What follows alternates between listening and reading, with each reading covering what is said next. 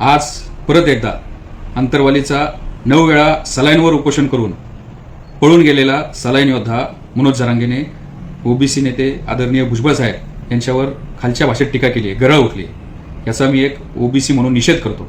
या मनोज जरांगेची विश्वासार्हता राहिली नाही. समाजाने त्याला वाईट टाकलंय. मनोज जरांगेला कोण आता सिरियसली घेत नाही. मग कुठंतरी मीडियाचं अटेन्शन घ्यायचं, मीडियाचं अटेन्शन घेतल्यानंतर मग समाजाचं अटेन्शन घ्यायचं आणि मग दुकानदारी चालवायची, असले धंदे या मनोज जरांगेने याआधी केलेत. आता स्थानिक स्वराज्य संस्थांच्या निवडणुका आल्या आणि हा मनोज जरांगे आता खडबडून जागा झाला. त्याचा बोलवता धनी, त्याचा आका, त्यांनी आता त्याला कुठले तरी एक टास्क दिलाय आणि त्याला आता कुठेतरी तुकडा टाकलाय आणि मग त्या याच्यामधनं असं काहीतरी बोलायचं, एखाद्या समाजाच्या नेत्याला बोलायचं, मग त्याच्यावर क्रिया प्रतिक्रिया येतात आणि मग कुठंतरी मग स्वतःची दुकानदारी चालवायची. हे असे धंदे या मनोज जरांगेने लोकसभेला पण केलेत, विधानसभेला पण केलेत. ते काही नवीन नाहीत. पण मनोज जरांगे, तू जर भुजबळ साहेबांना म्हणत असशील की पत्ते वाटणाऱ्यांचा मुकादम, तर मी 9 दिवस अंतरवाली सराटीमध्ये उपोषण केलेले.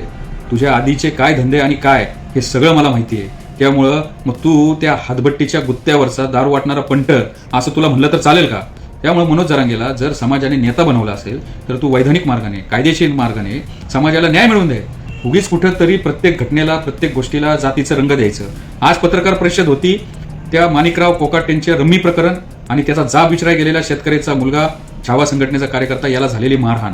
पण ह्या मनोज जरांगेंनी तिथं माणिकराव कोकाटेंबद्दल भ्र शब्द काढला नाही, साधा निषेध केला नाही, राजीनामा मागितला नाही. पण कशावर आला? तर भुजबळांवर. कशावर मनोज जरांगे आले? तर तुमच्या माणसाने तुमच्या नेत्याला बोलल्यानंतर तुम्ही त्याला मारलं नाही, पण आमच्या माणसाने निषेध केला तर तुम्ही त्याला मारलं. म्हणजे प्रत्येक गोष्टीला जातीय चष्म्यातनं बघायचं, जातीय वळण द्यायचं आणि महाराष्ट्रामध्ये परत जातीमध्ये वाद निर्माण करायचा.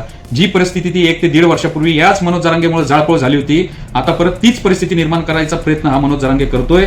आदरणीय मुख्यमंत्री, गृहमंत्री आणि राज्य सरकारने या मनोज जरांगेच्या लवकरात लवकर मुसक्या आवळाव्या, नाहीतर परत महाराष्ट्रामध्ये जातीय दंगला घडवण्याची सुपारी या मनोज जरांगेंनी घेतलेली दिसते निवडणुकीच्या पार्श्वभूमीवर. तर सरकारने याचा लवकरात लवकर बंदोबस्त करावा. धन्यवाद.